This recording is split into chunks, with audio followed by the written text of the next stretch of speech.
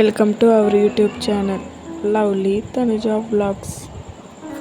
ఒక కప్ శనగపిండి, అందులోకి తగినంత ఉప్పు, హాఫ్ కప్ వాటర్ వేసి బాగా మిక్స్ చేయాలి. ఒక ప్యాన్ తీసుకొని ప్యాన్లోకి ఆయిల్ వేసి బాగా హీట్ అయిన తర్వాత మనం ఏదైతే కలుపుకున్నామో అందులోకి బిస్కెట్ టైప్ వేసుకోవాలి. ఆ పిండిని వేసుకున్న తర్వాత బాగా రోస్ట్ అయిన తర్వాత ప్లేట్లోకి సర్వ్ చేయాలి.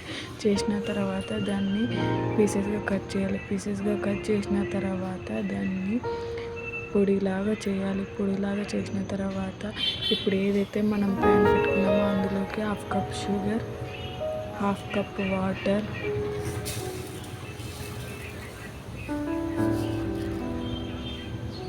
వాటర్ వేసి అందులోకి ఫుడ్ కలర్ కలుపుకోవాలి. ఫుడ్ కలర్ కలుపుకున్న తర్వాత బాగా కలపాలన్నమాట. బాగా కలిపిన తర్వాత మనం ఏదైతే మిక్సీ పట్టినామో అది ప్యాన్లోకి వేసుకోవాలి. ప్యాన్లో వేసుకున్న తర్వాత బాగా దగ్గర కావాలన్నమాట.